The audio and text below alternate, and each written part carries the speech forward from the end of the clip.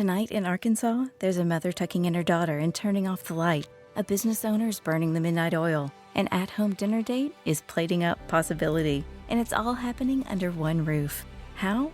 The power of a conversation, like the one John from Integrity Solutions had with First Horizon Bank about his vision for a sustainable mixed-use building.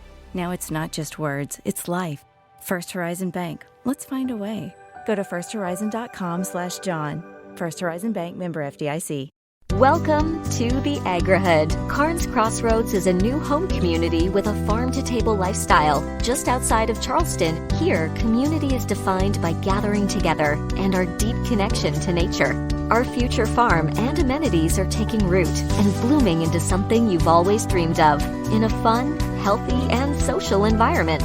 Come home to the Agri-Hood, where you can plant roots and thrive. Learn more at carnescrossroads.com. I'm like a week behind on TV, or maybe 2. Are you going to use the I was on a tropical island excuse all the time now? Yeah. Mm-hmm. pretty much. That's my I was in a tropical paradise. It was so hard. Yeah, I had to go swimming in the beach and put on a sunscreen. Oh, and there's these beautiful flowers everywhere and sunshine. Yeah. I was busy taking pictures with my portrait mode on my camera.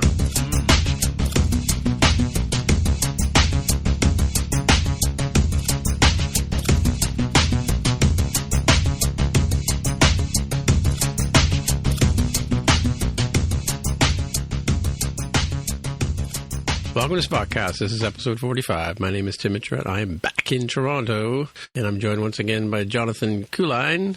Aloha. Who's back in Mississauga. And, of course, we have Jaime Lopez Jr. back in Seattle, Washington. How's it going? Alrighty. All right, so let's dig into the fact check. So last week I had a little solo episode, and I felt very lonely talking to myself in my room by myself, all by myself on the tropical island, as Jonathan mentioned. Oh, you're lying. Come on, you enjoyed it.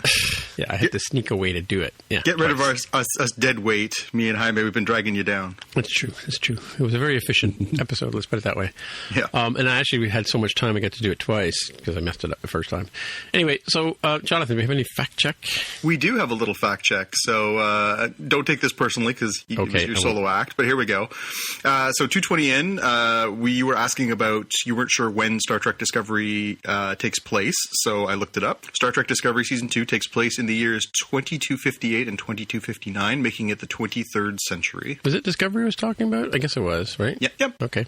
855, you were talking about Swamp Thing, the Swamp Thing TV show and Swamp Thing movies. So Swamp Thing, you mentioned that the original movie starred Adrienne Barbeau, so I just got some extra details here. You weren't quite sure of the time frame. So Swamp Thing was 1982, written, directed by Wes Craven, of course, famous Nightmare on Elm Street creator, starring Louis Jourdain and Adrienne Barbeau. The sequel came out 7 years later, 89, Return of the Swamp Thing, and that starred Heather Locklear. I don't think I ever saw either one of those two movies. Yeah, they're good. They're actually underratedly good. I mean, campy, very campy, but not it was the 80s. Not in a terrible way. Yeah. You can't put Louis Jourdain in anything and not have it be campy. Right. 9 minutes in, you were talking about Game of Thrones, episode 2 of season 8, and you were mentioning that Jaime, at the beginning of the episode, shows up in Winterfell, and he's being questioned by a panel, and I think you just had the wrong name. So you mentioned that it was Dany, Jon, and Cersei. It was actually Dany, Jon, and Sansa. Yeah, that was Cersei, Sansa, it's the same thing. 10:08, Jaime did not get sent to Winterfell by Cersei. He was spurning her to join the forces at Winterfell. So they had a falling out that did that. He left of his own accord. 1338, Ed, Beric, and Tormund arrived from Last Hearth. That's where they had the burning child in episode 2, not the Last Keep. Or episode 1, I guess. It was the end of episode 1. The name of the castle that they went to was actually Last Hearth, not Last Keep. It's Ed and Beric. I can never remember their names. I don't know why. But I guess it won't really matter in a couple of weeks, right? Well, yeah. And 1434, the one-eyed guy is Beric Dondarrion. So, that was... now you have the reminder. One-eye, Beric Dondarrion. Yeah, didn't I... So in the first take, I said the one-eyed can't kill me guy. Yeah. He just keeps coming back, like the cat, right? It's an accurate description of Beric Dondarrion. Now, who's the guy that was bringing him back? This week. Who's the guy that was bringing him back, though? Somebody was bringing him back. Like it was Thoris of Myr. Okay, and where did he go? He died in season 6. Spoilers out there. He died in season 6. He got mauled by the giant zombie polar bear when they went on the Impossible mission to go find a white and bring it back to show Circe. Right. So when we get to the recap about the Game of Thrones, the episode we're talking about this week, but can we recap some of this? Like, I sort of saw, like, you know, a couple of comments, like, you know, what Arya says when she's talking to, what's his name? The Hound? The Hound and this Beric Dondarrion guy, but not wanting to, and then she, of course, spends, like, most of the episode with them. Can we talk about those kind of foreshadowy bits that I got your back. Caught on? Okay, all right, cool. And that's it for our fact check. All right, some sad news.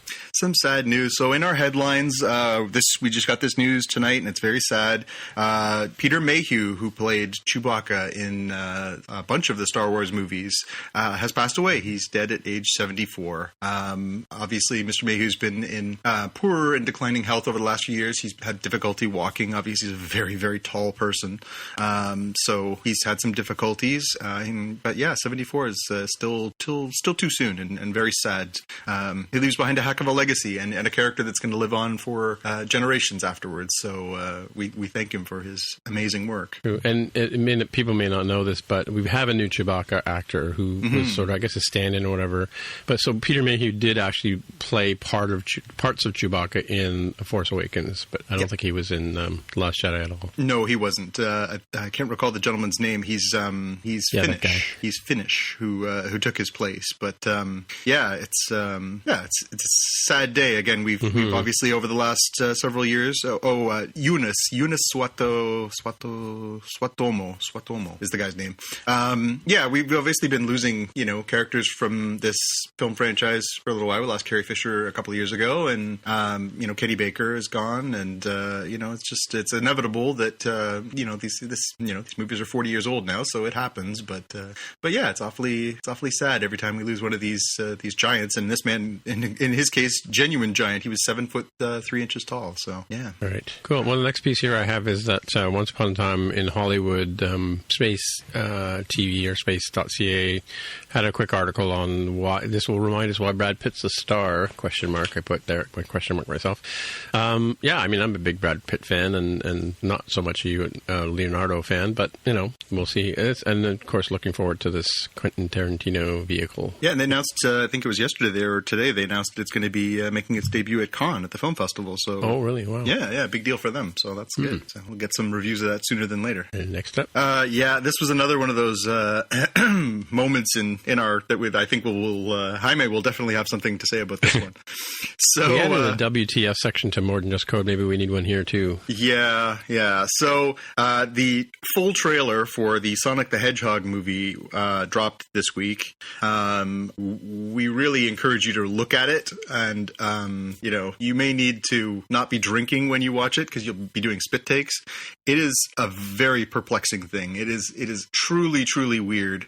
Sonic, from the weird shape of Sonic's body to his weird teeth. The internet has been a little merciless, it is a truly WTF kind of thing to look at. And I think that leads into what you have here, Tim. Yeah, this just came out today. The due to the backlash from the fans, apparently they're going back to the drawing board with Sonic and maybe redoing him. Oh, they're going to re-render him. I think so. Yeah. It was coming out pretty quick, but they just said that Jeff Fowler said he's going to be redesigning Sonic because of people's outrage. This is a tweet that he put out today, I guess. Yeah, May 2nd. Yep. Jaime, I got to know your take on this.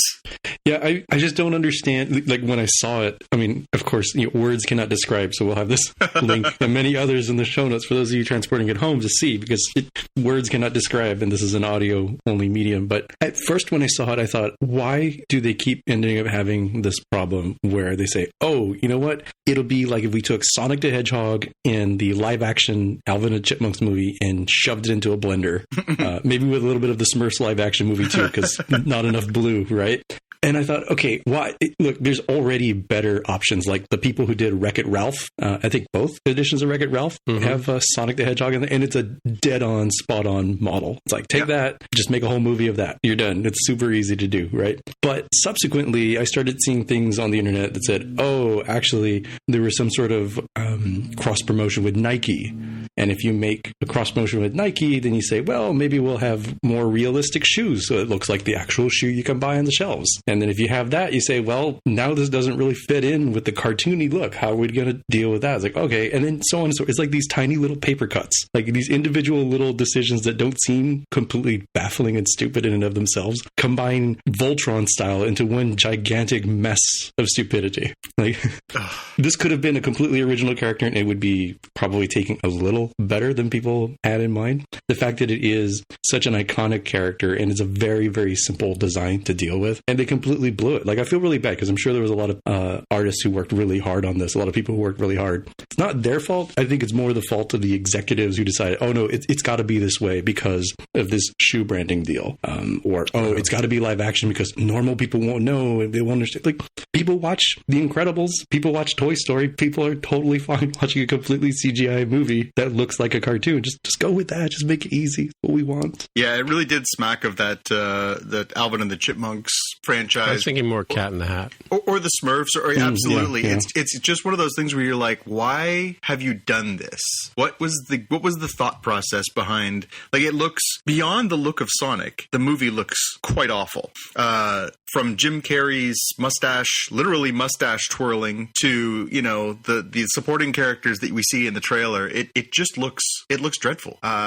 Even if they nailed the look of Sonic, it would still look like a pretty dreadful movie. So I can't wrap my head around it. I know. All right, millions of dollars went into this movie, folks, and millions more apparently will go into it if they're actually like scared enough that they're going to re-render the character. Yeah, I mean, the best part of the movie is the very beginning where they have I think is it Universal or 20th Century, where they have the circle. Paramount with the Paramount, the circle of rings. That joke right away worked, and then the rest was all downhill from there. Yeah, there's a lot of head scratching. I'll give them the final trailer joke where Sonic is inside the gym bag. Oh yeah, that was funny. That was funny. That sequence was unexpected. So, like, all right, got that one.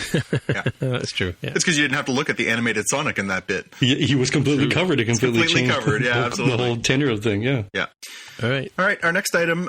So the creators behind the Academy Award-winning Spider-Man Into the Spider-Verse, Phil Lord and Chris Miller, have just signed a new, very, very wealthy deal with 20th Century Fox to do all of their Marvel animated properties going forward for the next 5 years.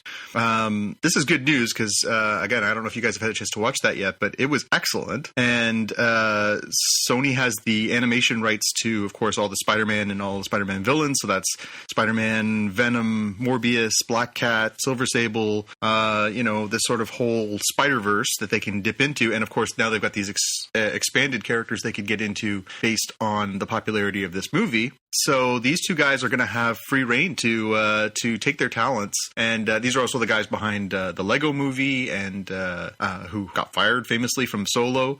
So they're going to have an opportunity to put their stamp on the cartoon side of the Marvel universe in this way, and it's pretty good news because these guys are really talented. Yeah, I did watch half of the movie on the plane this morning or last night. I can't remember which one it was because it was like a weird red-eye kind of flight. But so did you say these guys were the guys that got fired from Solo? Yeah. They were going to be the co-directors of Solo, and they're the ones who lost their jobs and were replaced by Ron Howard. Weird. And that was, again, it was that famous story we talked about in a previous episode where they lost that job, and their great revenge was that they got to stand there a few months later holding Oscars in their hands for Best Animated Picture, while Solo was the lowest grossing Star Wars movie ever. Right. So cool. We've also got some news from more from the Marvel universe here. So Disney Plus is the thing on the tip of everyone's tongues. They're getting all these great shows, but we got news this week that Hulu is going to get a couple of new Marvel shows as well, which kind of verifies our theory that maybe the more mature side of the Marvel universe will end up on Hulu, while the more family-friendly PG stuff will end up on Disney Plus. So Hulu is going to get 2 new shows. shows. They're going to get a show based on Marvel's Ghost Rider, and it is the version apparently that was the one on Agents of S.H.I.E.L.D., played by Gabriel Luna. And they're also going to get one, a series based on Hellstrom, which is the Son of Satan series, classic 1970s series. Also saw some rejuvenation at the hands of writer Warren Ellis later in the, I think it was 90s. And, you know, an interesting story to tell there. So, yeah, it's interesting to see that they're doing that split. They're doing the sort of, you know, PG on one side and maybe the edgier stuff headed towards the Hulu side. Cool. Mm-hmm. You guys going to tune in for those ones? I don't know. Don't think so. Maybe it's a Nicolas Cage bad taste in my mouth Ghost Rider thing, but you know. Yeah, it's a cool character in the comics. Whether you're talking about the Johnny Blaze one from like the 70s-ish, 80s, or the newer one from like the 90s. I forget his name, Danny Ketchum yeah, absolutely. Yep. Mm-hmm. Yeah, it can be a cool character. And I actually thought that arc with him in that season of Agents of S.H.I.E.L.D. was pretty good. The effects were really good. The sort of pathos of the character was pretty good. So I think I would definitely give it a try. I'm not sure what to expect from Hellstrom, but it is an interesting character too. Again, the idea is that he's sort of a lord of the son of the devil, and but not necessarily a bad person. So it'll be interesting to see how they pull that off. Cool. Speaking of Disney Plus, rumor this week, I suppose, that there is interest in bringing the long rumored sequel to the classic Lucasfilm movie Willow to Disney Plus as a series. Personally, I'm a huge fan. I loved Willow. Has a very good spot in my heart. So there was a episode of an MTV show or podcast where Ron Howard, who was the director of Willow and of course director of Solo, was being asked about what the status of this was, and he said, there's some really serious discussions going on. I do think that Disney Plus would be a great way to go. And George, meaning George Lucas, and I talked about it, and it could be really cool. So it sounds like there's something sort of percolating there. And obviously it's been happening or rumored for a long time that this is something that a lot of the participants, Warwick Davis and George Lucas and Ron Howard, have had interest in going back into this world. It's a 1988 film, so it's been quite a while since we've seen anything from them, 31 years. But yeah, I mean, I think that's an excellent platform for that. I'd rather they did that. Of course, George Lucas and comic writer Chris Claremont famously did a trilogy of novels set in that world after Willow, which were quite good. So maybe they would dip into those as well. So that could be really interesting. The Shadow Moon books. Mm-hmm. I'm hoping. Yeah, I hadn't really thought about that for decades. I do remember not realizing for some time that Mad Mardigan was Val Kilmer. Yeah. Because I saw him when I was like such a little kid, and then long after Val Kilmer was Batman, I said, "Wait a minute, is this the same dude?" Yeah. And he met his former wife on that set too. The woman who plays the Queen's daughter, Joanne Whaley. They got married after that movie. So who'd have thunk it? There you go. A little more news: Fantastic Beasts and Where to Find Them Part 3 is coming in 2021. So we got news this week that they've set a date. So they're going to start filming next year, and the movie is slated to come out in 2021. So they are taking their sweet time. We knew this was going to be a 5-movie series, or that's what they've always said. But if they're pacing them out like this, it's going to take a long time to tell a 5-part story. I assume the story is going to take place over a period of time, but we're really spreading them out at this point. So interesting that it's going to be there. I mean, it sounds like they're doing them every 3 years, which, you think about what we had with Lord of the Rings, where they filmed them sort of concurrently and released them year after year, or even some of the Harry Potter movies where it was pretty much every other year for a stretch there. To go every 3 years, that's a 15-year trilogy. So, yeah. Cool. All right. Second one yet, though. And you haven't seen it yet? No. It's okay. It's okay. I saw it. I challenge you to tell me the specific set set of crimes that Grindelwald commits, with the exception of one, like, really early in the movie. Yeah, he does commit a couple of crimes, but a lot of it is like magic crimes. Oh, yes. And last thing I have here is we got our first full wave of guests for Fan Expo Canada 2019. So I thought I'd flag this because I'm a big comic fan. So we already knew that Jim Lee was going to be our sort of headline guest, but there's a real Batman feel to this first sort of big wave of guests. We got Greg Capullo, who famously, of course, drew Batman since the New 52, very amazing artist. David Finch, Canadian Batman artist, drew Detective Comics for a long time. Tim Sale, who, of course, did The Long Halloween, a really excellent book. Peter Tomasi's going to be there. Jason Fabok. And then Marguerite Bennett as well, who's doing Batwoman. So there's a real Batman feel to this sort of first wave of guests. We also get a couple of a comic royalty in here. Gail Simone, who I've had the chance to interview before, who's wonderful and very, very talented writer. And the one that I'm most looking forward to is Stan Sakai. Stan Sakai drew Usagi Jimbo, which is a very famous independent comic. It's been around for 40 years now. And he's one of my favorites. So I'm really, really excited to get the opportunity to meet him in the flesh. So yeah, really cool to get a good lineup to start. And I know, of course, that they're not done. There's going to be more to come. So And of course, there's Ian Flynn, who did Sonic the Hedgehog. That's true. Ian did the Sonic Hedgehog comic book, and Aaliyah Baker's coming for that as well. She also worked on the Sonic book. Yeah, well, I'm just sort of pointing it out based on our earlier discussion. Mm-hmm. And I mean, to round it out, Adam Bryce Thomas also has the Sonic the Hedgehog that's right, yeah, credits there as well, way down at the bottom of the list. Yeah, it's a Sonic summer. I'm just waiting for Apple News to open because I can't remember why I put this article in here. Oh, the New Yorker. Mm-hmm. So the article that was in Apple News from the New Yorker about the narrative experiment that is the Marvel Cinematic Universe, just talking about the whole going from Iron Man back in 2008 to today's, or this week's, last week's, 2 weeks ago, Endgame premiere. Hard to believe it was only last week. Yeah, was it only last week? Yeah. It literally came out a week ago, yeah. Yeah. So anyway, just $1 billion ago, sorry. Yeah. But that's no $90 billion, though. Yeah. But, our new expression on the show. But yeah, it's an interesting article here about all the whole sort of cinematic universe and how they built it and so on and so forth. Cool. All right. So have a read through that if you can. I'll get a better link than the Apple News one because I don't think everybody's into Apple News just yet. Alrighty. So I guess we've reached the main part of the show. We're going to do two things today. We're going to talk about Endgame, and we're going to talk about the Long Night from Game of Thrones, which is sort of a pivotal episode for a lot of different reasons. But so how do we want to approach Endgame? Are we doing it like all? I feel like the whole thing is one giant spoiler. So I think we're going to have to approach this one from, unless you want to do the 5-minute what you thought of it without talking about it in actual context, and then we can do a deeper one. But it's I think there's a lot to unpack from the actual thing, and I think we'd be doing our fans a disservice if we didn't actually get into the meat of it. So sure. Well, so yeah, let me just start with a question first of all, because I did have a little 10-minute nap in the middle of the movie because it was late in the day, and I'd just been traveling, whatever, and I went by myself. So, and of course, I can't complain about a movie that has timey-wimey stuff in it because I've always said that I like movies with timey-wimey stuff. Doesn't matter what they are. So I can't really complain about the solution to the Endgame here. But I do have a question. So there was a section there in the middle where the team jumps into the past and in they all go in different directions, I guess.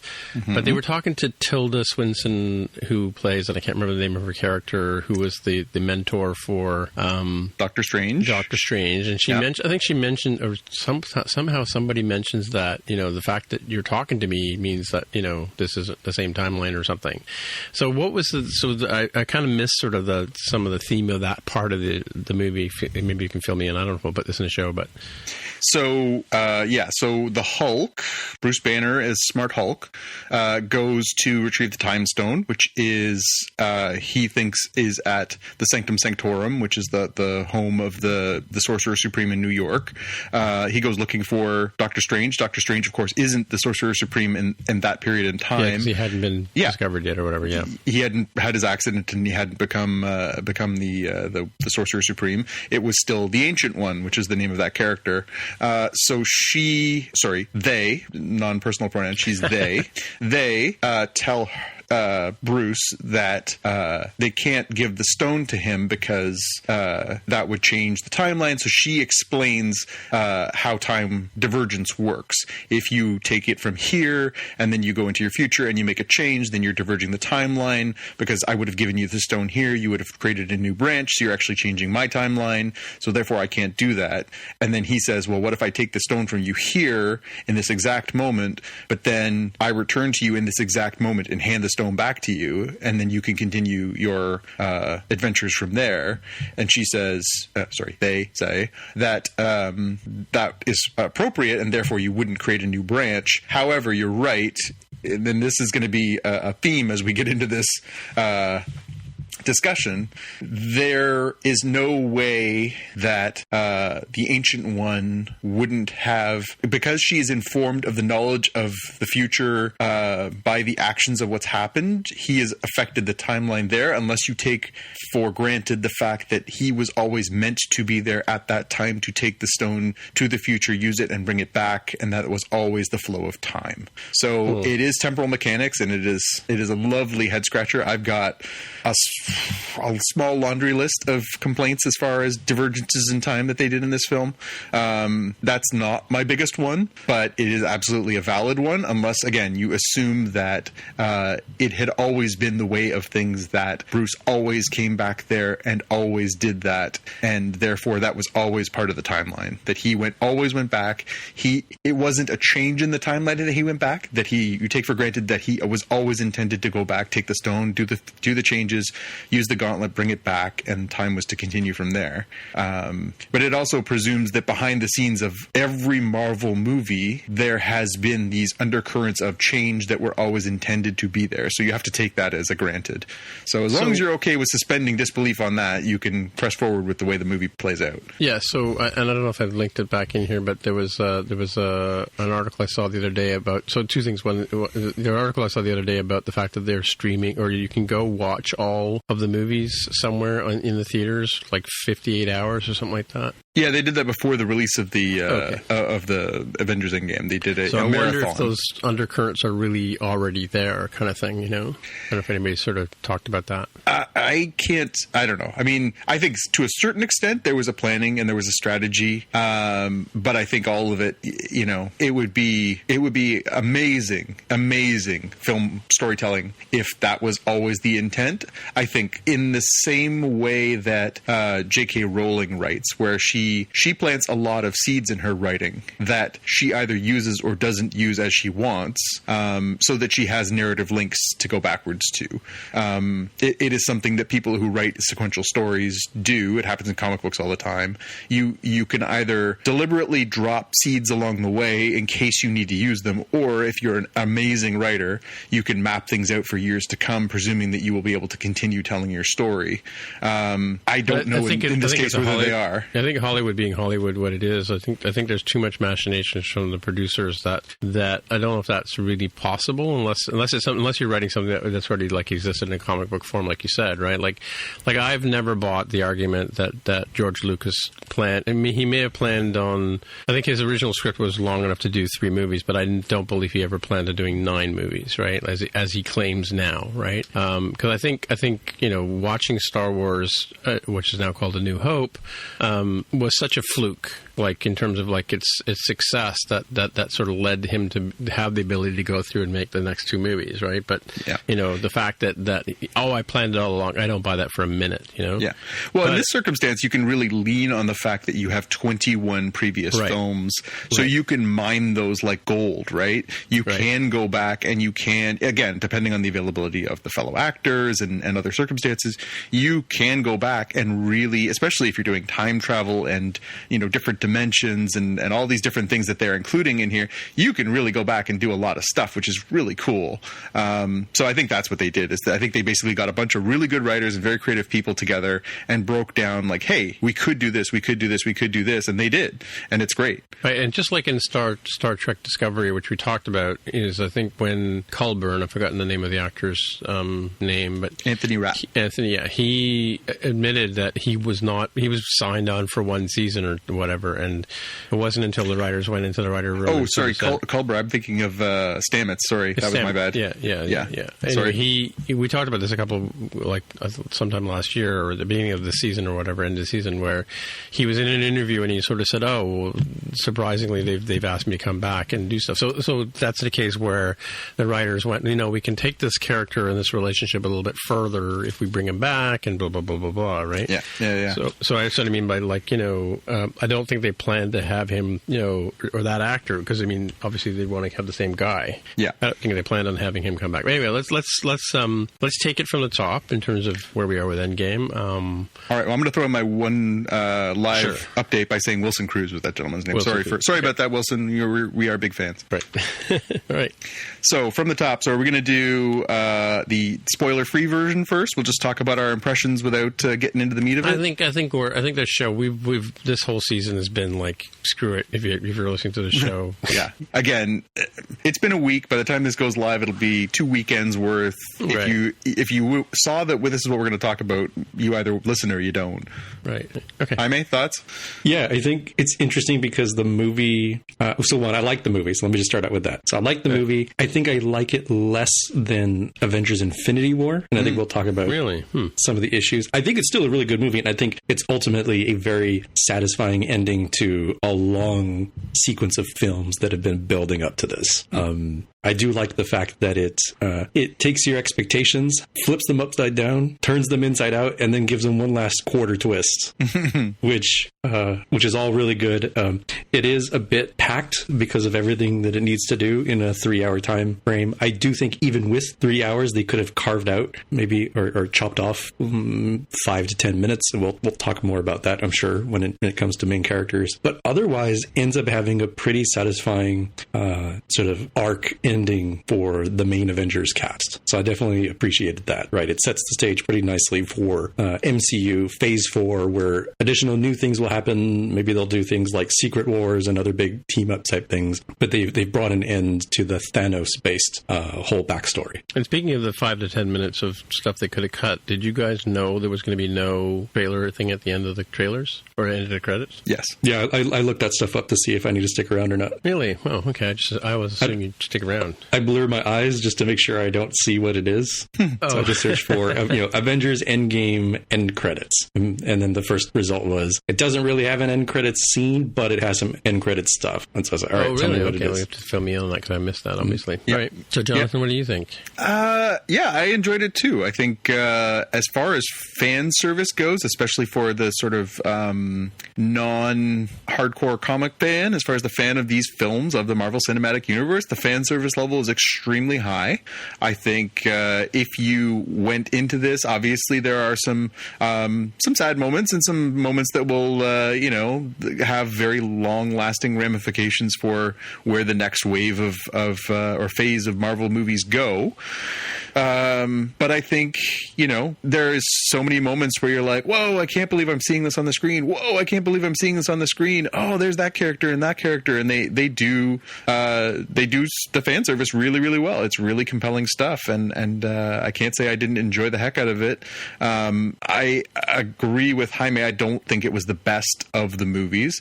I think there was certainly the fan service sometimes came at the expense of clarity and in the same way that there was a subversion of expectations in Infinity War that I think a lot of people sort of were surprised by. Obviously, I wasn't, because I have been a comic reader forever. I think in this way, the way that it played out was not predictable, but that it played out the way it did was predictable. So I think that was a little bit of my only sort of small, again, it's not even a complaint. It's just an observation. So I think as far as the culmination of this sort of chunk of it, it's also strange. I mean, as we talked about, there was no end credit piece, so there was no tease for the next thing. So where they go from here and how they choose to move forward, and whether there's a cohesiveness or a separation of Marvel movies going forward, whether there is, another 20 movie arc, or whether this is all piece by piece, or maybe they'll do smaller arcs where they'll lump, 10 or 15 movies together and then do something. How they go forward from here is a really interesting discussion, especially as we start, getting into our spoilerific talk about this, with the outcomes for some of these characters. So. Well, as a non-comic book guy on the show, because I used to read Casper and Superman and Spider-Man and the Archie comic that I found, my sister's left lying around. As you know, I've never really been a big, serial story. I love serial stories. Don't get me wrong. I love the, like the Dickens and Asimov and Heinlein kind of ways of doing things, but I've never really been a subscriber to comic book, graphic novel kind of approach, right?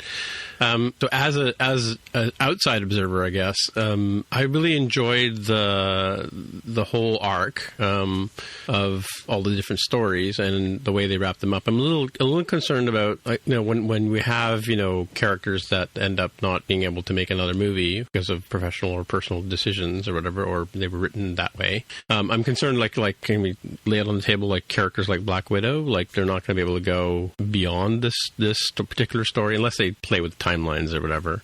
For Scarlett Johansson, right? I know they're planning on making a prequel movies, I believe, right? Well, I guess that's part of our discussion we can have. Yeah, and also, Gwyneth Paltrow also mentioned that, before the movie came out, that she was not going to be doing any more what's her name? Pepper Potts character portrayals, which, I don't know, the smarter of us in the group smarter of us in the room, I should say, probably figured out where that was going.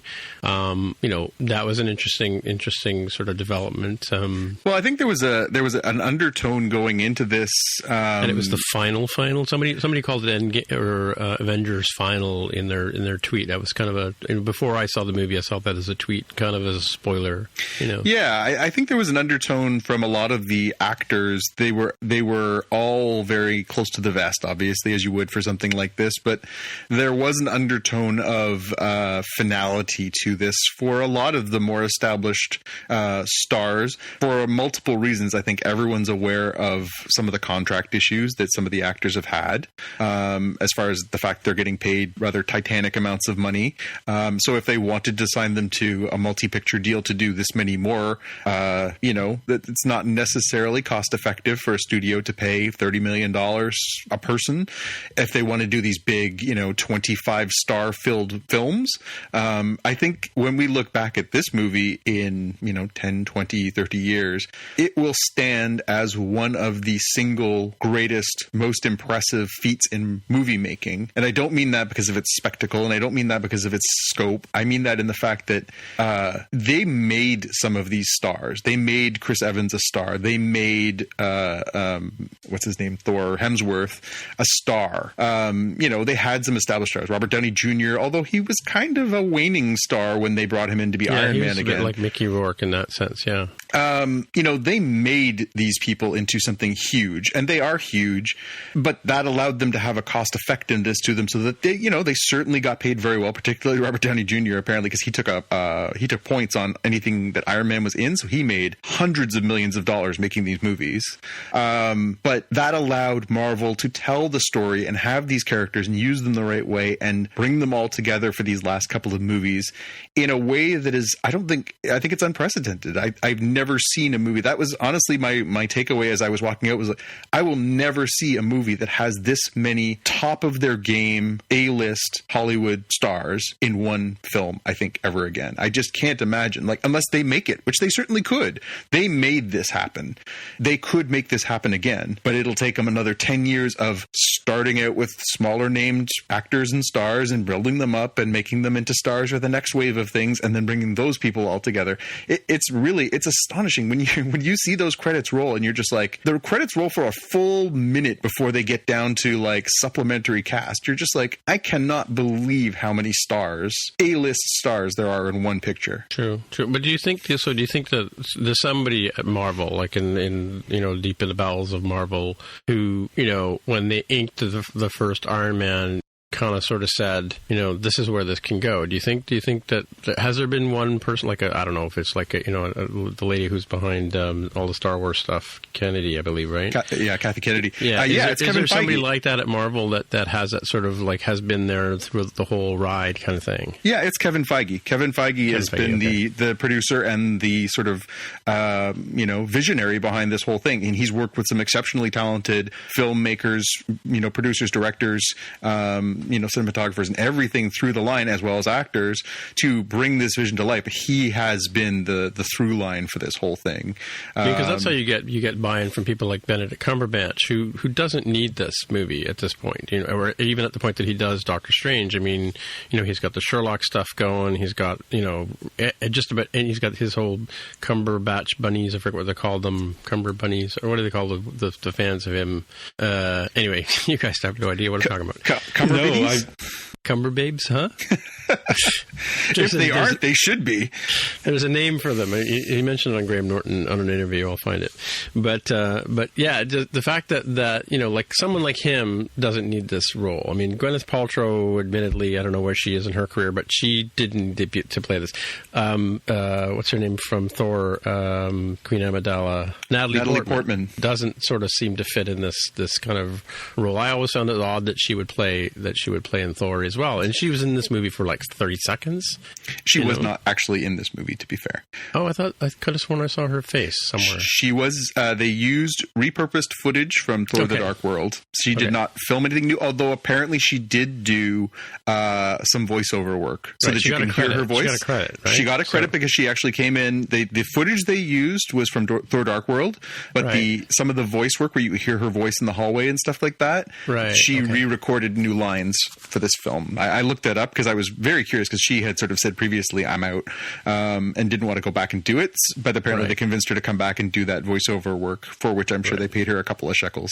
I think it's amazing that they had Renee Russo come back and reprise her role too. Excellent. Yeah, beautiful. And especially the way she kind of like sees right through this Thor, saying, all right, so this is where we're getting into the spoiler part of the show, folks.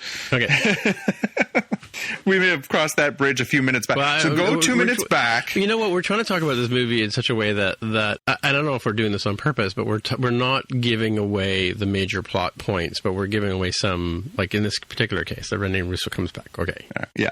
Well, I mean, we already talked about timey-wimey, so there's the element there of they're going into timey-wimey, and that's going to lead to crossovers. Okay, so here, let's talk about this particular point. I love the part where Paul Rudd says, wait, you mean Back to the Future is BS? Yeah, it is. It absolutely is. You and I have joked about that for years, that somewhere in an alternate universe, Marty's girlfriend is on a porch and is about to be shot by the people that own that house, because that's not his house.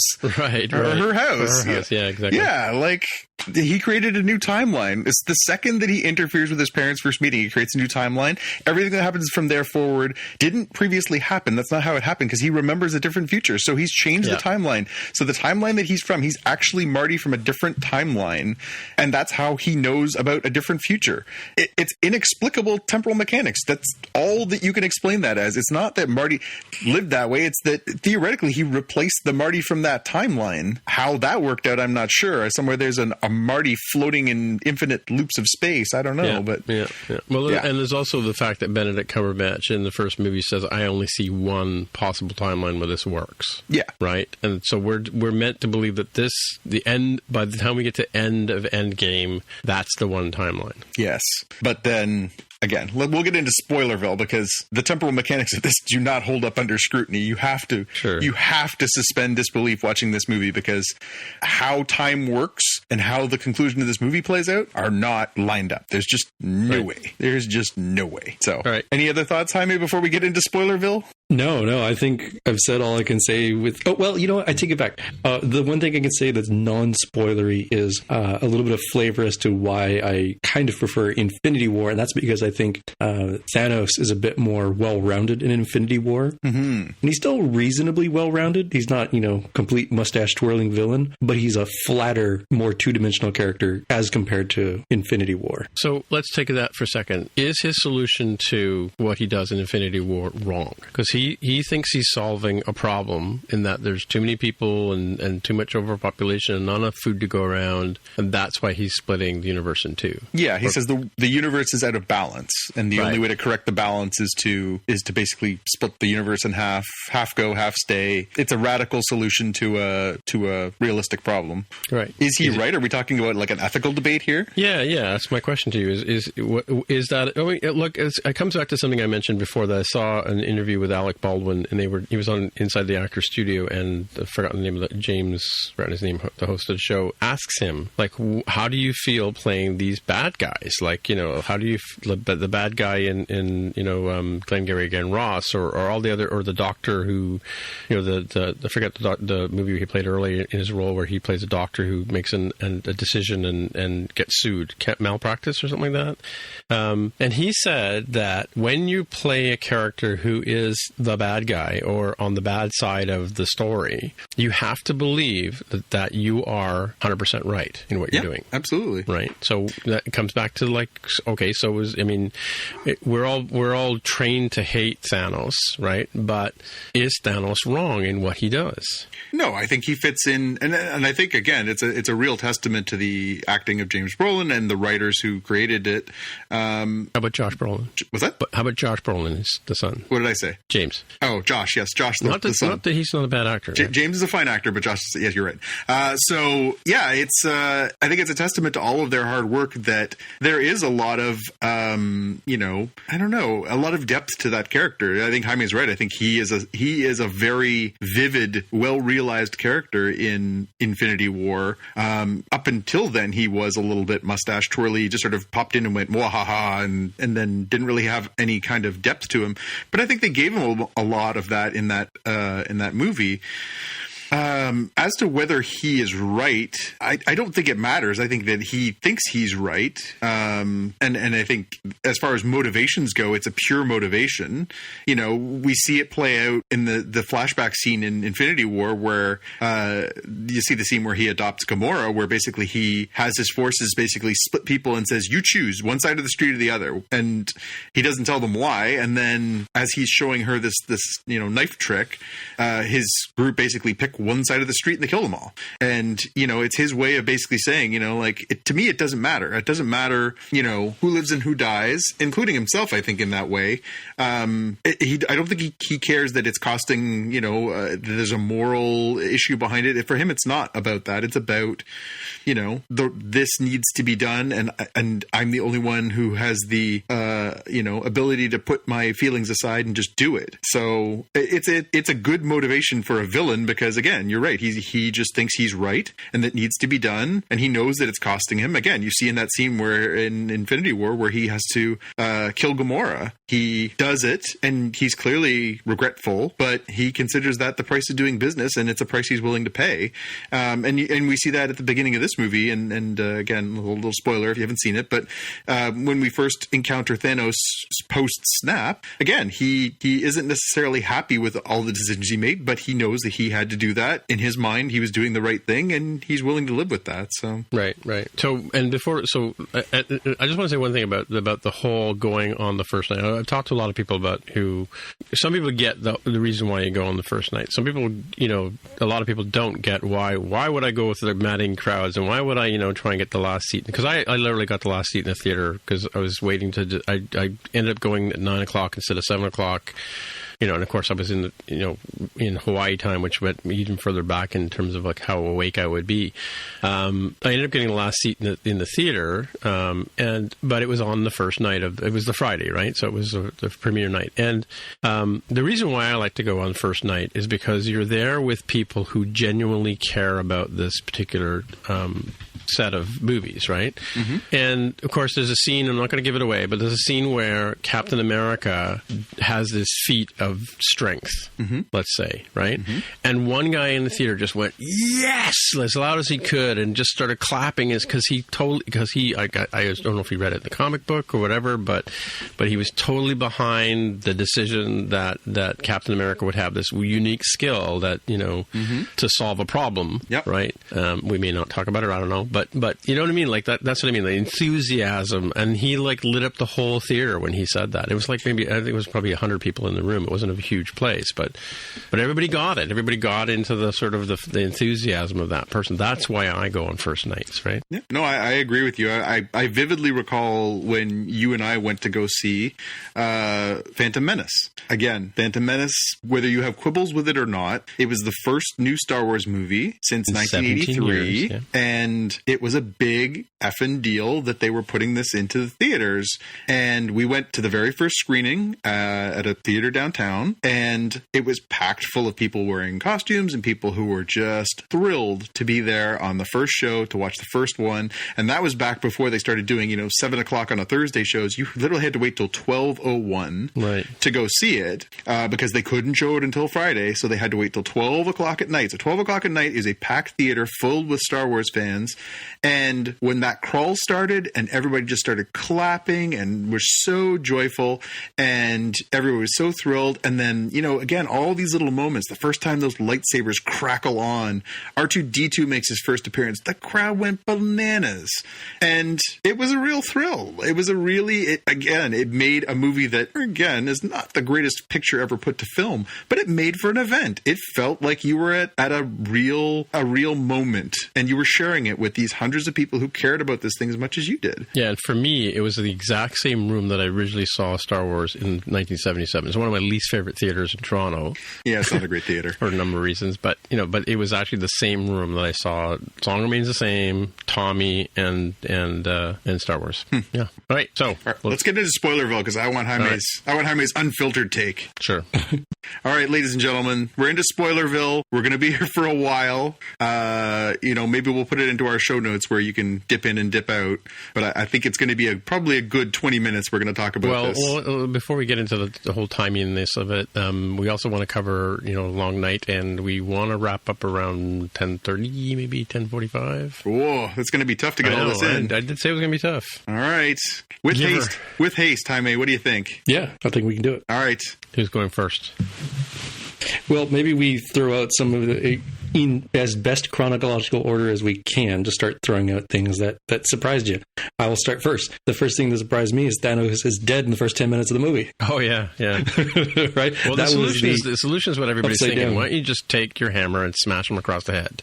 Yeah, the biggest surprise for me was the 5 years later. Oh, really? That was the first one where I had been able to discern from watching the trailers and just thinking it through that there was going to be a conflict with Thanos. I didn't predict it, just exactly what Jaime was saying. I didn't predict it was going to be that early into the movie, but that they came out of that scene, which was so, they confronted him, they killed him, and it was this big moment, and it was like, wow, where do you go from here? And then it cuts to darkness, and then it cuts to 5 years later. That was one of those like, oh man, like I did not imagine that that's where they were going next. Yeah, right? that was pretty crazy. Yeah, that one really caught me off guard. Again, some of this stuff was, it was good storytelling, and I think it was really well executed. The fact that they basically, they start off by killing Thanos, they confront Thanos, they save Tony Stark, they confront Thanos, they kill him, and then they cut to 5 years later, and then we pick up our heroes from there with what they've been doing for the last 5 years. So then we one by one we sort of bring them all together. Scott Lang appears out of the quantum zone, and then the story sort of picks up with, oh, maybe there's a way to undo this, and it just sort of picks up with,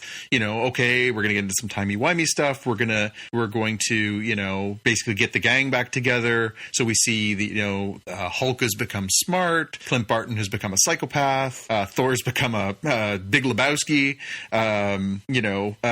Natasha has thrown herself into her work. Steve is trying to help the common folk. We sort of get everybody, and then they all bring it back together to try and figure out a way to do this. And then we get into basically like an hour of timey-wimey stuff where they travel through time, trying to get the stones, build their own Infinity Gauntlet so they can undo the snap, bring everybody back, and go from there. And then, of course, that becomes confounded by the fact that that they end up in the past running afoul of Thanos and his folks again, which then this starts to become a murky mess. And this is where I start, seeing threads that I want to not pull, but I can't stop my brain from doing it. Sure. Where if Thanos from the past comes into the future and then dies, then Thanos in the past couldn't have possibly committed what had happened. end. So then you've actually split the timelines. There's 2 timelines there. And then Captain America goes into the past, and then he changes the past, but then he comes into the future, which actually wouldn't be the same future because he would have changed the past. And he ended up making out with his niece at one point, which is really gross. So that Captain America would have gotten frozen in ice in 1945, revived in the 2000s, joined the Avengers, fought with them, gone back in lived out the events of Winter Soldier, which involved him and Civil War, which involved him making out with Sharon Carter, who is the niece of Peggy Carter, and then goes back through this adventure, lives through it, gets in a time machine, goes back into the past, and lives happily ever after with Peggy up until the year 2023, which is where this last movie ends, at which point he's an old man, which means he lived that whole stretch full of time from whenever he went back and met with Peggy, ended up with her, and lived happily ever after, enjoying Sunday dinners with his niece, thinking, I made out with her. Ew. Yeah! I mean, we're watching like Star Wars on this show as well, so that's kind of par for the course. I guess. And watching Game of Thrones, it's par for the course. there's a lot of incest happening on our popular culture, I gotta say, but at least he's not blood related to this one, because, we'll get into Game of Thrones in a little bit, but what do you think about the Streets of San Francisco Michael Douglas? I thought that was awesome. Pretty successful. That was awesome. Yeah. But then the guy playing Tony Stark's dad, I don't know if that was successful. Yeah, I mean, he had played him in previous movies too. It's John Slattery, who was, of course, in Mad Men. He had played him in Civil War and in previous incarnations as well. So, it is what it is. But yeah, no, I mean, again, there was so much fan service. There was so many moments. Again, that moment when the Thanos comes from the past into the future, brings his whole forces. They blow up the Avengers headquarters. They take out all the Avengers, and it's basically Captain America standing there in that beautiful spectacle of its Cap versus the entire of Thanos' army. And then you hear Falcon's voice, and he says, "Hey Cap, on your left." The theater that Xavier and I saw this in went crazy. People were clapping and cheering and so excited. And as each one of those groups of heroes suddenly reappeared, and you see everybody's back to life, and it's the Wakandans, and it's the Guardians, and it's Captain Marvel shows up, and I get all these moments, and people were just going ballistic. They were so happy, and that's the fan service, right? People were just like, yeah, there's that scene where that character meets that character, and that character comes back, and they do this, and people were thrilled. Will there be a movie where they go around explaining how they convinced all those people to jump through these time portals and come to the future and solve this problem? No, completely unnecessary. Completely unnecessary. All right. So what about the scene where, and I'm sure that I don't know if the Twitterverse has exploded on this yet, because like I said, I've been avoiding the Twitterverse, but the scene where Gamora shows up and Denai from Black Panther shows up, and all and Brie Larson, and they do the whole A-Force, the Avengers, the Women of Avengers. So is that what that was? Okay, I wasn't sure about that. Yeah. So this is very fan servicey moment where all of the women of the Marvel Universe basically have a scene where they're like, how are we going to get from here to there? And they're like, we got your back. And it's all these incredible female actors and incredible, characters are all like, blah, blah. It was a little heavy-handed, to be frank. It was a little, okay, like, I don't think it was necessary. The undertone was like, we're here, you don't need any men. Like, it was just a little overserved, but it was still kind of a kick to be like, yeah, they have actually got a lot of good characters, assembled in one place. And it is cool to see them all together, even in that really over the top kind of way. Right. My other favorite moment beyond the 5 years later and beyond the On Your Left, the scene in the elevator with Captain America, where he's trying to get the staff, Loki's staff, and they're in the past, and they're riding in the elevator, and it looks exactly like the elevator scene from Winter Soldier. He climbs in there, and he goes in, and it's all those guys who attacked him in the elevator, and you're thinking, like, this is going to play out just like that scene, and that was such an amazing scene, and he's like, Hail Hydra! That was so good. That was such a great bait and switch. That was such a great bait and switch, where they're all just like, what? And they hand him the staff, and off he goes. Genius. So how about you, Jaime, favorite moment? I think I would go to one of the ones like, I was definitely at a theater where people cheered when Captain America proved himself to be worthy enough to call Mjolnir. Yeah. Right? People definitely cheered like, that part, right? And that one calls back way back to, you can go as far back as the first Thor movie where it's made very clear that you have to be worthy to have it. But also the fact that Captain America was like almost worthy in Age of Ultron, right? He was able to slightly move Mjolnir when nobody else could even touch it at that point in the movie. Yeah. And of course, the culmination of it that we've been sort of beaten around a little bit is there are casualties. There are permanent seeming casualties. Now, again, I will reiterate, nothing in comic books is permanent. However, Robert Downey Jr., clearly there was some, issues with him continuing in this role. One, he may not want to do it anymore. Two, he allegedly got paid $75 million to make this movie. Wow. That's a little prohibitive going forward. Again, because he took points on the movies. So the expectation is that he's going to get, $75 million-ish for this movie. Hemsworth and Evans apparently got like $20 to $30 million a pop. Scarlett Johansson was in that ballpark too. You can't keep making these movies. So Iron Man dies by doing the unsnap that basically kills all he does the third snap, right? Hulk does the second snap. The Thanos does the first one in Infinity War. The second one is Hulk snapping to bring everybody back, except for a couple of notables. Oh, is that what that was? Okay. So he did the snap that basically undid everybody who died, but didn't take them back 5 years because Iron Man was adamant that his daughter had to live. But then the third snap was Tony Stark doing the snap that basically killed all of Thanos and all of his forces. Right. But at the cost of his own life. So at the end of this picture, we've lost the Black Widow. So Natasha dies, really dies. Gamora really did die in Infinity War. However, a different timeline version of Gamora now exists in this timeline, but she has no memory of being a member of the Guardians of the Galaxy or being in a relationship with Quill or any of that. So will she be in another Galaxy movie? Yeah, I would imagine that the third movie will be the quest for Gamora. Oh, okay. It'll be the what is it? New Asgardians of the Galaxy with Thor and the quest for getting Gamora back on the team. I don't know. Although, again, let's talk about temporal paradoxes. So at one point, Nebula kills herself. That's true. She shoots herself dead. She shoots herself from the past, dead in the future. So it's the year 2023, and 2014's version of Nebula comes in there, and the only way to stop her is to blast a hole right through her chest. So I'm not sure how you work that one out. Well, is this the quantum theory where there are multiple universes and we're now in another universe? Well, every decision that gets made through this process branches. Again, we talked about the Captain America one. The only explanation. So I had put in a link in our show notes here where Entertainment Weekly sat down with the Russo brothers, who were the directors of the movie, and they were trying to explain what happened with Captain America when he makes that decision. So basically, as we sort of play it out, Iron Man's dead. They have a funeral. Captain America has to take the stones and put them back in the exact places that they have been taken from so that it still plays out the way that it needs to.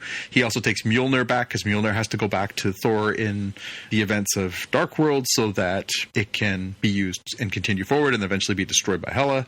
And so Cap goes into the past. He ends up doing that, and they're waiting for him to immediately reappear, and he doesn't, and then it turns up he's an old man. He's sitting on the park bench just down by the lake, and he basically says, I decided to get myself a life. I met a girl. I stayed. And he passes on his mantle of Captain America to Falcon. So he's the new Captain America. So the question I have for you is that something that happens in the comic books, or not in that way, but Sam is Captain America, or has been Captain America on a couple of occasions in the comic books. So there is precedence for Sam being Captain America. There was also precedence for the Winter Soldier for James Barnes being the the Captain America 2. So it was interesting. I wasn't sure where they were going to go with that, if they were going to have it play out that one of them was going to get it, or one was and one wasn't, or if there's going to be a who gets to claim the title kind of deal. But it's pretty clear from the way that they're doing there that Captain America is passing it on to the Falcon. But yeah, he basically he makes the decision that he's going to go to the past. He's going to, get a life. So he meets this girl, and then from that moment on, he's changed the timeline too, because again, we've seen in the events of Avengers over the years and Captain America that, there has always been these allusions to the fact that Peggy Carter met a mystery man and married him, and she was happy with whoever it was. But I don't think it was ever intended to be that clear that it was secretly Steve Rogers. Right. Yeah, because how would they keep that secret? That was on my list of canonically dead and or non-existent. So Agent Carter's kids were a big question mark in my mind. Yeah. For that reason. And the Vision is also... Yeah, so Vision also clearly dead, although they make it clear in Infinity War that the download of his information was to a significant place by the time that he was killed by Thanos.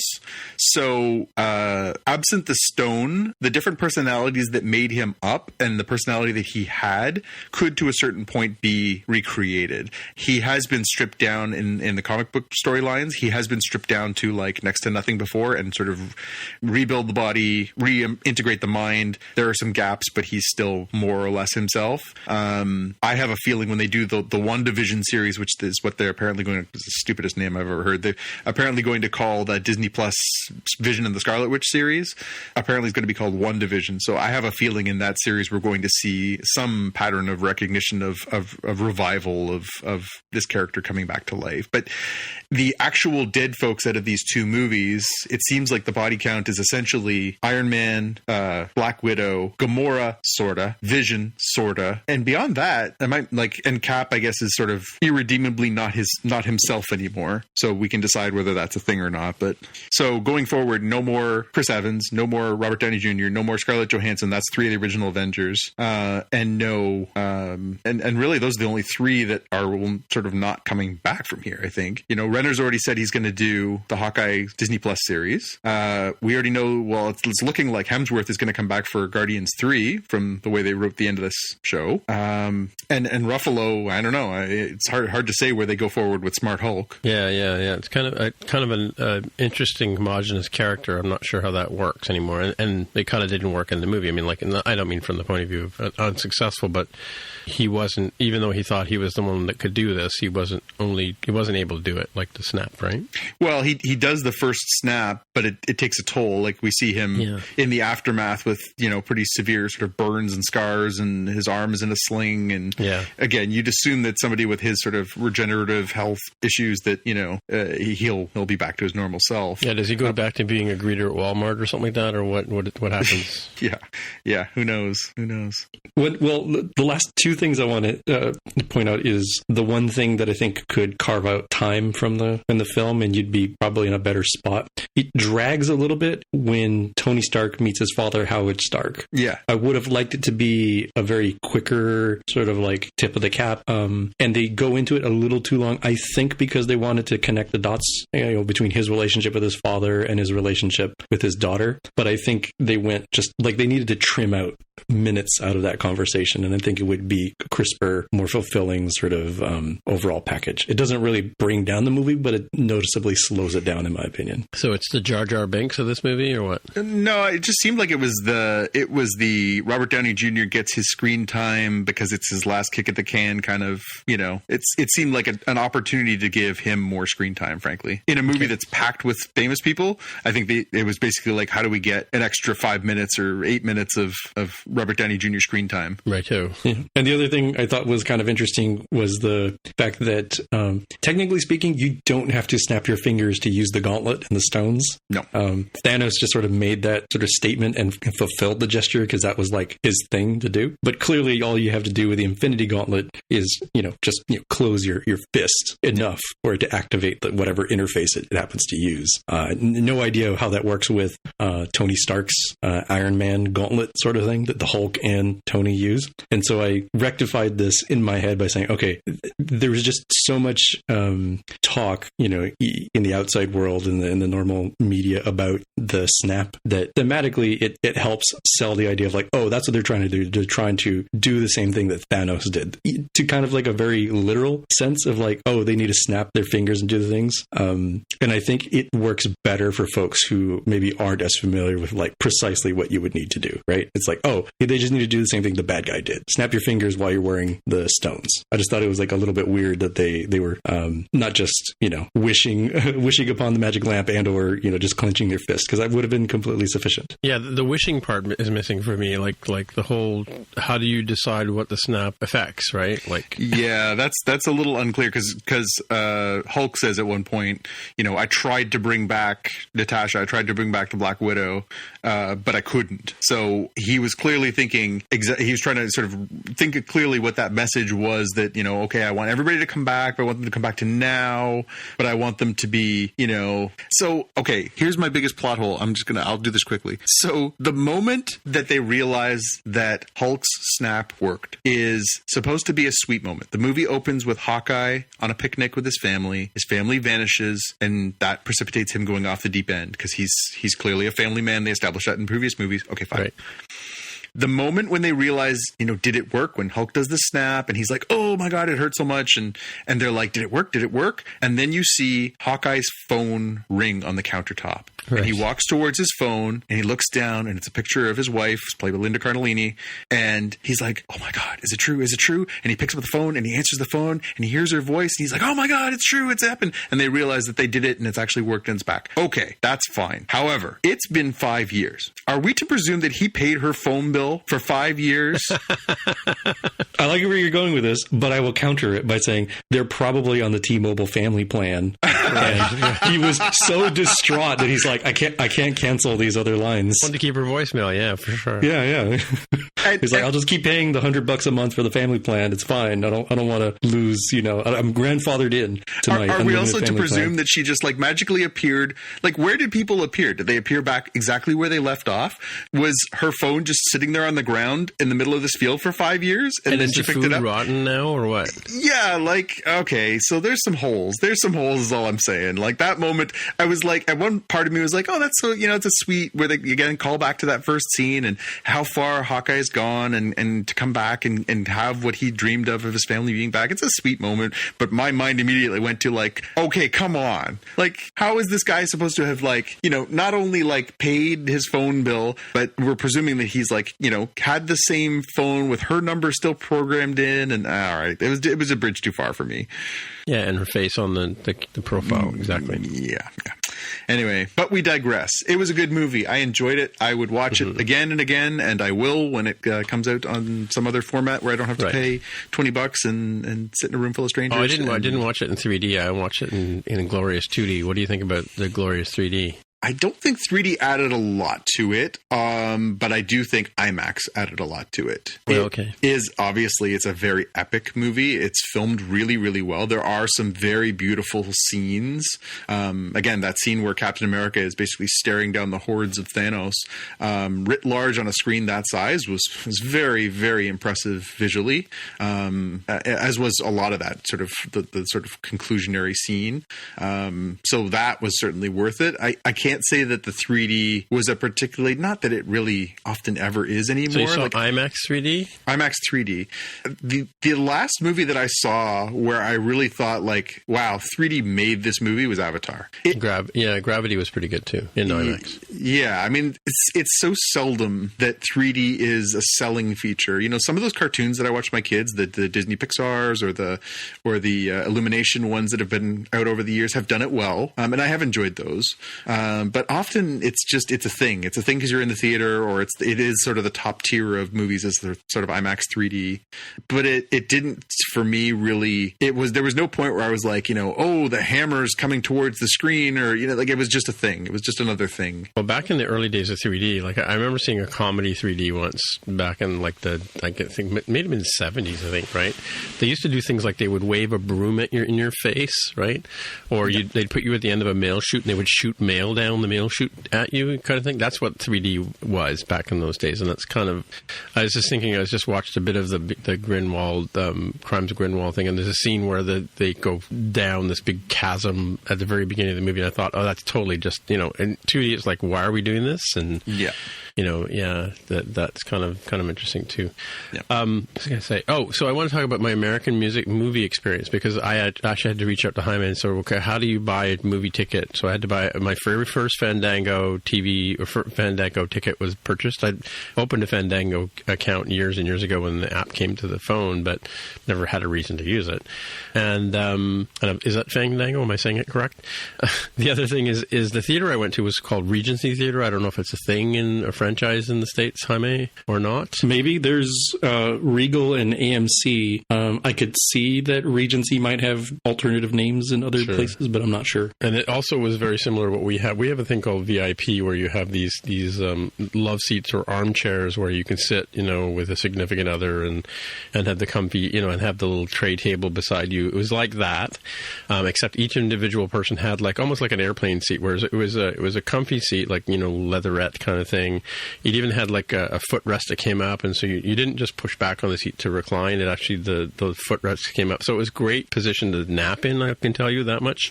And as Jonathan knows, that's my tendency when they get really exciting movies. But yeah, it was interesting, and the screen wasn't huge, but because of the comfy seat and the small venue, I was surprised at how many.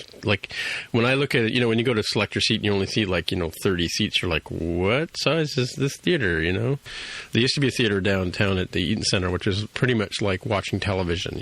Yeah. It's pretty small, but yeah, that was my movie experience. So yeah, let's wrap that up and let's move on to. We've got 10 minutes or so to cover The Long Night, which So here's my two things. I watched 2 episodes of Game of Thrones. I watched episode 2 and episode 3 on my iPhone, right? Which meant that I had to battle with glare, because if I was watching during the day, I got the sun in my face and I couldn't see.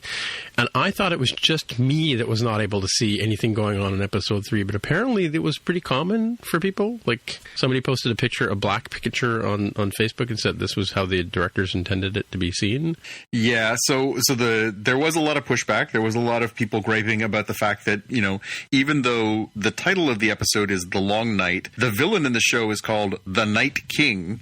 People still were like, but it was dark. Of course it's freaking dark. The idea was that it was a moonlit night, and then the Night King calls in the clouds and the storm and the snow comes, so the moon goes away. So that's how it was intended to be. It was supposed to be disorienting. It was supposed to be dark and hard to follow. Again, I get people's complaints. It's legit. I get that people were confused, but I think that was the artistic vision. Whether or not it was executed well or whether or not it resonated, I think clearly you could say it didn't. I thought it was very effective. I watched the behind the scenes making of stuff that they put out all this week, which I thought was really enlightening, where they talked about, how they divided the show, this episode, into 3 genres. So the first part was a suspense movie, the second part was a horror movie, and the third part was an action movie. Cool. To change the narrative tones so that it wouldn't just be an unrelenting, Saving Private Ryan battle scene. Return of the King. It was meant to be, sort of changing the pace, changing the tone, changing the lighting. They talked with the person who did the lighting, and they were talking about how they used, the first part is supposed to be light because it's moon during some of that suspense stuff, and then it gets really dark, and it's supposed to be dark, and then they light the pit, and it's supposed to become orange and glowing, and then as the dead start coming over the walls and you're inside, there's the blue flames from the dragon and the snow, and then it changes the color again. I think it was really effective. I thought it was a really interesting artistic choice, but I apparently am in a vast minority because people were quite livid about this darkness. And beyond that, I've got a URL in our show notes here. So apparently there were some real issues here in Canada with people who were streaming it because apparently the high volume of people who were using the streaming service impacted the bandwidth issues, and therefore people were getting a lot of artifacting and making it even more challenging to watch it. And at one point it was actually just like hard on crashing people out, so they couldn't actually watch because there was such a demand to watch this movie in real it was a movie, well, to watch this episode in real time.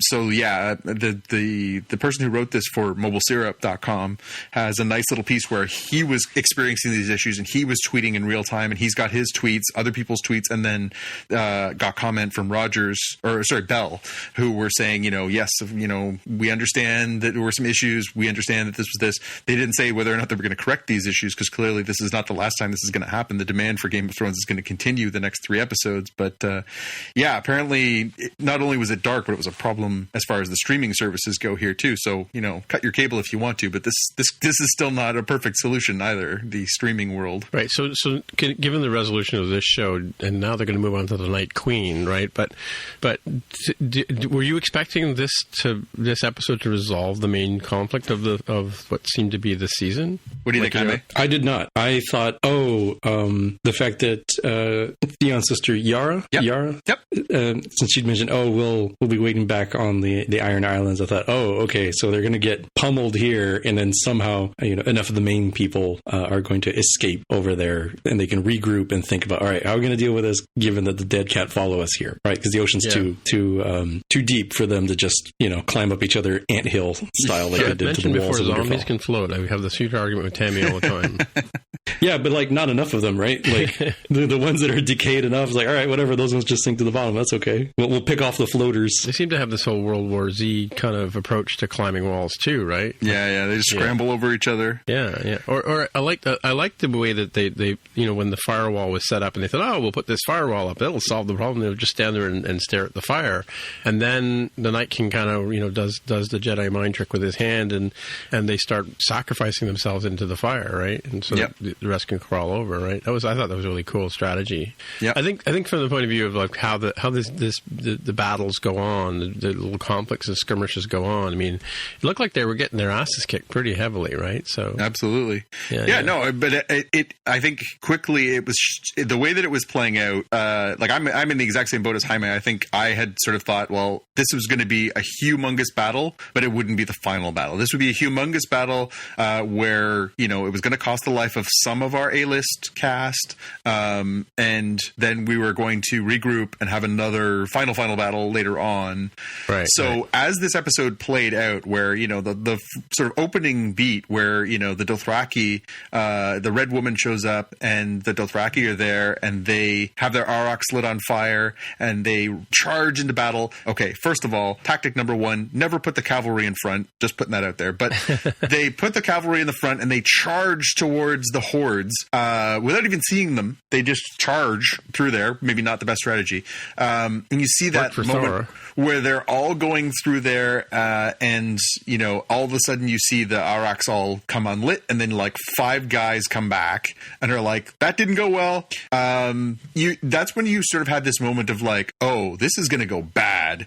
And as the episode goes on, and as they say, it starts out as this sort of suspense, like what's going to happen, and then the battle really sort of picks up, and then it cuts to the scene where Arya's inside, and Arya, is overwhelmed. And this is somebody who we've seen be nothing but a badass, composed, brave, such an amazing character for the last couple of years, really in control, really, this is the first time in like 3 seasons that we've seen her like, Arya's panicking, and if Arya's panicking, this has gone really off the rails. And we have the whole scene in the library where she's like running and trying to hide from them and stuff like that. And then we cut from that to, we've lost some characters. So we see Ed dies out on the field saving Sam.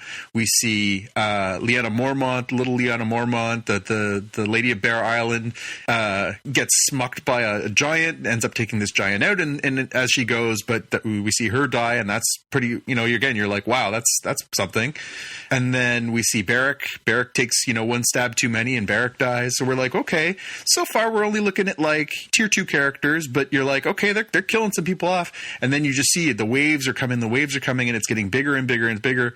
And you still haven't seen any major deaths, but things are starting to look worse and worse and worse. And then the dragons fight, and there's fights inside the walls. And then the fighting goes over the walls, and it's inside the castle. And you see Brienne and Jamie and Pod backed up against the walls, and they're not looking good. And Danny and Danny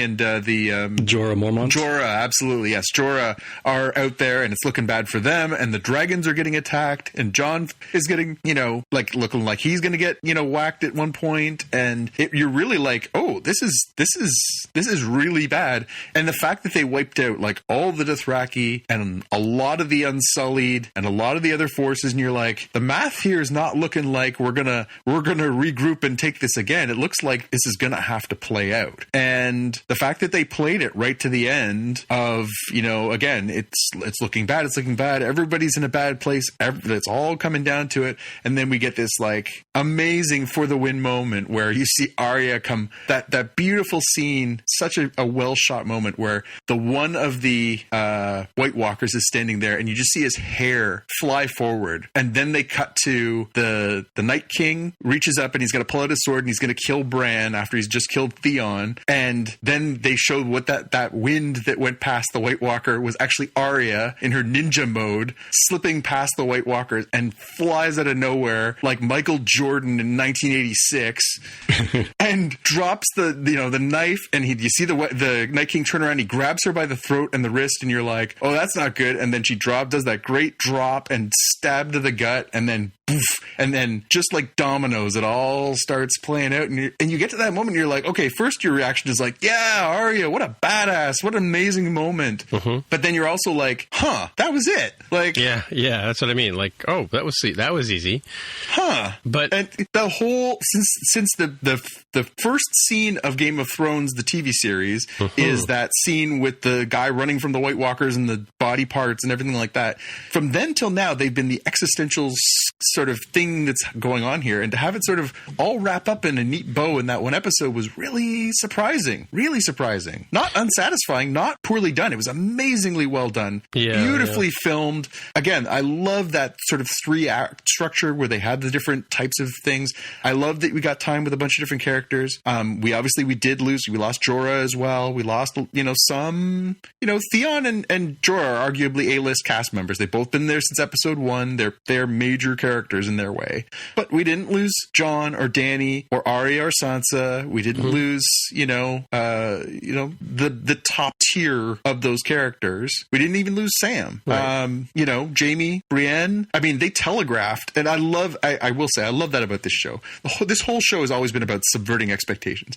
They set up Brienne to die so well. They set up Jamie to die. They set up Grey Worm to die. They set up Missandei to die. All these people were like on the hit list, and none of them died. Yeah. But also what I liked about it too, in terms of the resolution, was that it goes back to the very first scene of like when Ned Stark is watching Arya in trying to do the boy things, right? Yep. Or traditionally boy things, and her training as the man with no face, right? Or what do they call him? Faceless man, yeah. Faceless man. A girl has no face, and all that sort of training. The training with the stick with the evil girl in the training that she goes through. And I mean, I've got a clip here from Twitter of a guy who says he can't stop watching this scene, and it's the scene of Arya training to do the scene that she does with Brienne, where they're sparring. Yep. And Brienne gets the upper hand on Arya, but Arya, well, here's the thing. Maisie Williams apparently is right-handed, but the character is left-handed. So she learned to sword fight with her left hand. Yeah. And so the whole thing... At 12 years old, she did that. Well, the whole thing, though, is that the way she kills the Night King is exactly the same way that when she's sparring with Brienne, she gets the upper hand or lower hand on Brienne, because Brienne's focusing on her left hand and she drops the knife to her right hand. And there's a scene of her and the two actresses practicing this. Yeah, I've seen it. Yeah, it's great. Then there's a scene of her, and I think that I can't remember if there was actually it was in, I don't know if it was in this season or it was very recent, like maybe the end of season 6 or season 7, where Brienne and Arya are first meet up. Yeah, it was last season. Yeah, and she does the knife drop. So the whole knife drop thing, like the whole giving the, what did she call it, her sword sting, the fact that she says needle. It's the fact that she says to Sansa, sticking with the pointy end, which is what she was told back in the day, right? Yeah. This whole training, she's like the Luke Skywalker of this whole franchise without being obvious, right? So the fact that she's the one that jumps in and solves this conundrum at the very last second, like you said, the kick-ass, everybody, you can always count on her to be the one to come through it. So in her part of the storylines, right? The fact that it was out of the blue. I mean, like, Well, it wasn't. So I mean, out of the blue from the point of view, I'm going to throw it out to you guys. So the scene where Beric dies, they're inside. So Arya's escaped the library. The Hound and Beric come in to help her out. Beric does the the one-eyed guy. That's the one-eyed guy. Okay. Does the very Christ-like pose to block the hallway. They keep stabbing him over and over again. The Hound and Arya get ahead. They get into the main hall. Beric comes in. Beric hits the floor and he dies. The red woman, the Melisandre, the red woman, is standing there, and she basically says, oh, I've met you before. And Arya says, yeah, you told me that I'd shut all kinds of eyes. And Melisandre says, yes, I told you would shut green eyes and brown eyes and blue eyes. In that moment, did you guys immediately go, oh, she's going to kill the Night King? No, I didn't. No, not that she would personally, but I thought she was going to be involved. Yeah, I immediately knew she was. Oh, because she paused when she said blue eyes, right? Yes. Yeah, as soon as she did that callback to that line, which I remember it was in the episode, in like season 3, 4. So she told her she's going to shut blue eyes back in the day, like. Yes. That was her little, when she met Arya, she sized Arya up and then she said, I see darkness in you. I see the faces of men that you will kill. I see I see the faces of men that you will kill looking back at me. When I look at you, I can see eyes that you will shut forever. I see brown eyes. I see green eyes. I see blue eyes. And so when she made that connection to that moment, in that moment, and so she says that, and then Arya basically is like, gotcha. And she walks out the door. I'm like, there's no way she's not going to go kill the king now. There's no way that's not going to pay off. I didn't know how. I had no clue how that was going to play out, but I knew it was going to be her when she said that. That was such a great callback. So I don't remember the season 3 scene. How did the Red Woman and Arya meet up? Like, where were they in the journeys? So Melisandre, if you'll recall, so she was working with Stannis Baratheon at that point. She was basically gathering people with royal blood for different purposes for her black magic. Yeah. So she had created that like weird monster ghost shadow thing that had killed Renly, and so she was looking for Gendry, who was King Robert's bastard son. So she showed up at the Brotherhood, which was where Beric and Thoros of Myr and those ones were.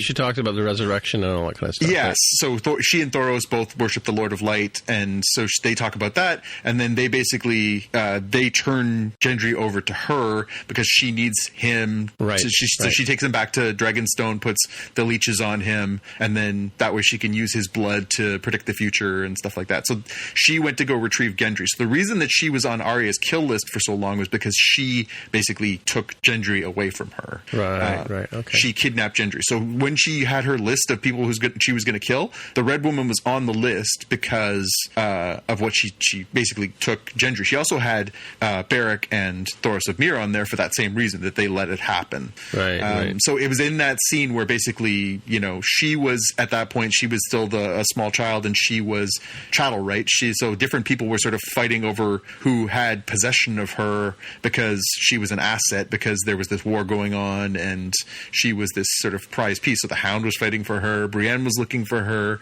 Catelyn, I think, was still alive at that point, was looking for her. And so she was this sort of pawn in this Game of Thrones. And that was before she sort of went to Braavos and did her own thing, right? Sure. Okay. Yeah. All right.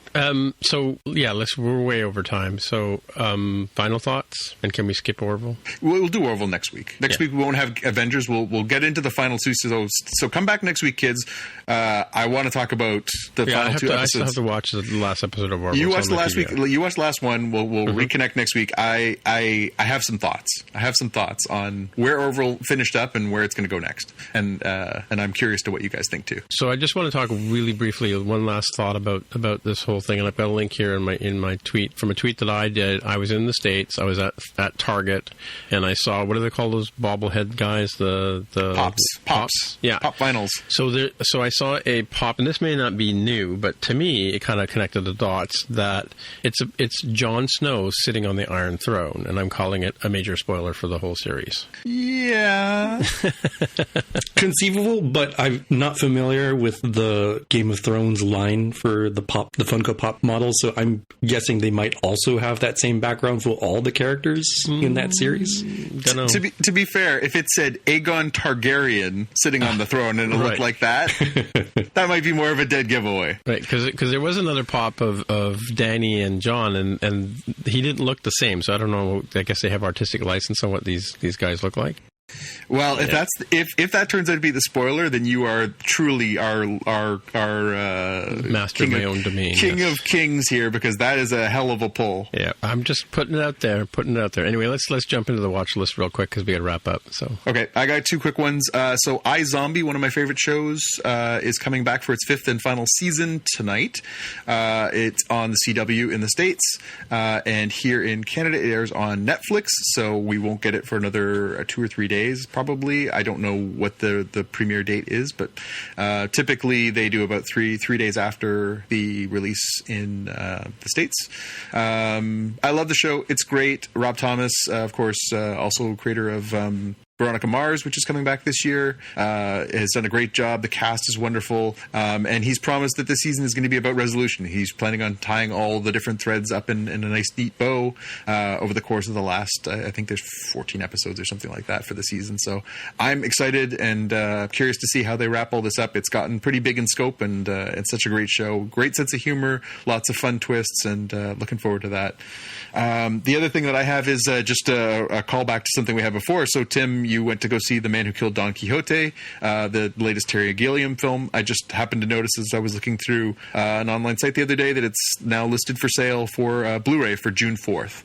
Cool. So I'm hoping that you'll purchase it and then I can watch it. Mm-hmm. Yeah, and for those of you out there transporting it home, Terry Gilliam can be an acquired taste, so I'm not saying run out and buy this, because I'm sure a lot of people will pan it. Anyway, because that's just the way his movies are. Yeah. They require multiple sittings. Yeah. All right, Jaime? I have two quick ones. One is thematically on point. So the Oreo Cookie Twitter account, the official one, has released a video of their Oreo Cookie version of the intro to Game of Thrones, using the the same little like map unfolding sort of stuff, model building piece. I thought that came to mind because Tim, you tweeted something.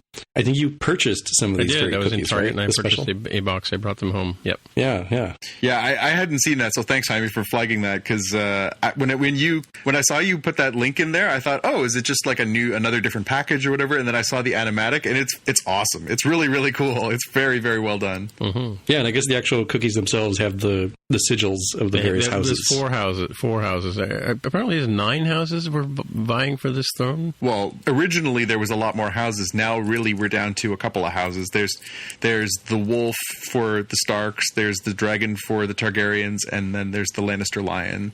Right. That's all. That's the only ones that are still alive, because the Baratheons are toast. Well, what about Gendry? Well, he's a bastard, so he doesn't have a fair claim to the throne, right? Well, then neither did Jon as King of the North. He didn't as the King of the North, but he does as Aegon Targaryen. True.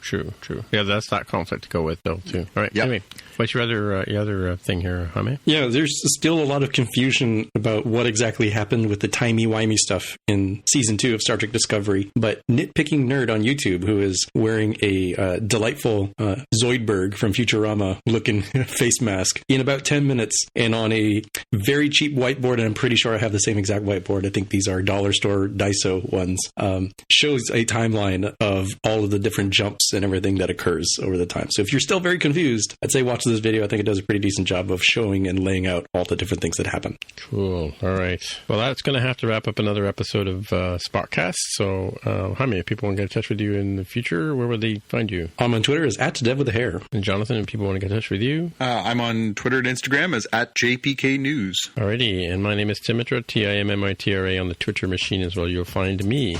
So, until next time, we'll see you in the future. Bye. Bye. Bye.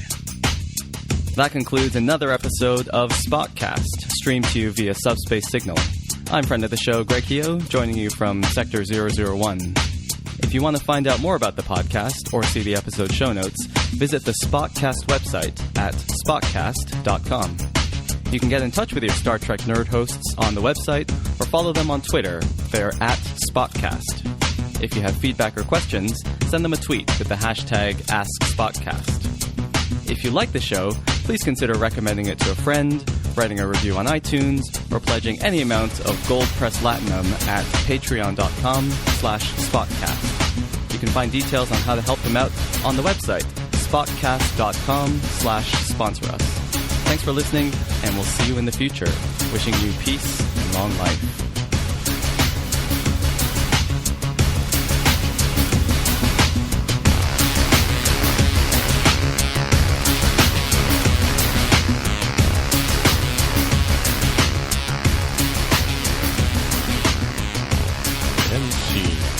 Okay, wait. I got one more quick thing. One more. All right. I've been thinking about Jaime's